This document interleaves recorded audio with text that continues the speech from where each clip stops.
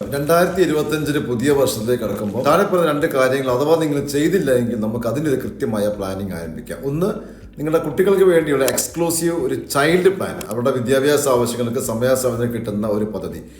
രണ്ടാമത്, നിങ്ങൾ ഏജ്ഡ് ആകുമ്പോൾ റിട്ടയർമെന്റ് ഫണ്ട് എന്തായാലും വേണം. പല ആൾക്കാർ ഇപ്പം സ്വകാര്യ മേഖലയിൽ വർക്ക് ചെയ്തുകൊണ്ട് ശമ്പളം അധികം ഉണ്ടാവും, പക്ഷേ റിട്ടയർമെന്റ് ഉണ്ടാവില്ല, NRIs ഉൾപ്പെടെ. അപ്പോൾ അവർക്ക് കൃത്യമായ ഒരു ഗവൺമെന്റ് എംപ്ലോയിക്ക് കിട്ടുന്ന രീതിയിലൊരു റിട്ടയർമെന്റ് പ്ലാൻ, ഇത് രണ്ടും നമുക്ക് ഒരുമിച്ച് ക്ലബ് ചെയ്ത് മുന്നോട്ട് സ്റ്റാർട്ട് ചെയ്യാം. അതായത് ഒരു ഫണ്ടത്തിൽ തുടങ്ങിക്കഴിഞ്ഞാൽ അത് കുട്ടികൾക്ക് ഫണ്ട് ആവശ്യമുള്ളപ്പോൾ അത് കുട്ടികളുടെ ഫണ്ടായിട്ട് അവരുടെ എഡ്യൂക്കേഷൻ പർപ്പസ് നമുക്ക് എടുക്കാം.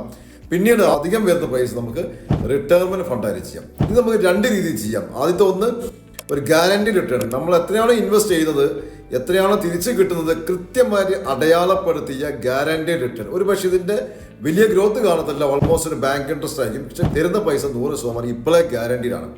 രണ്ടാമത്, ചെറിയ റിസ്കോട് കൂടി അല്ലെങ്കിൽ കുറച്ചധികം റിസ്കോട് കൂടി മ്യൂച്വൽ ഫണ്ട് ഇൻവെസ്റ്റ് ചെയ്യാൻ ലോങ് ടൈമിൽ നമുക്ക് റിസ്ക് കുറയും, തീർച്ചയായും വലിയ ഗ്രോത്ത് ഉണ്ടാവുകയും ചെയ്യും. ഇങ്ങനെ രണ്ട് രീതിയിൽ ചെയ്യാം. മൂന്നാമത്തൊന്ന്, രണ്ടും കൂടി ക്ലബ്ബ് ചെയ്യുക. നിങ്ങൾ 100 രൂപ ഇൻവെസ്റ്റ് ചെയ്യുമ്പോൾ 50 രൂപ ഗ്യാരണ്ടിയിലും 50 രൂപ ഇതുപോലെയുള്ള ലോങ് ടൈം ഗ്രോത്തിലും ഇൻവെസ്റ്റ് ചെയ്യാൻ പറ്റുന്ന രീതി നമുക്ക് ചെയ്യാം. ഇതിനെപ്പറ്റി കൂടുതൽ അറിയാൻ എൻ്റെ ചാനൽ സബ്സ്ക്രൈബ് ചെയ്യുക. താഴെ എൻ്റെ നമ്പറിൽ ബന്ധപ്പെട്ട് കഴിഞ്ഞാൽ കൂടുതൽ പേരെ അറിയുന്നതാണ്. Thank you.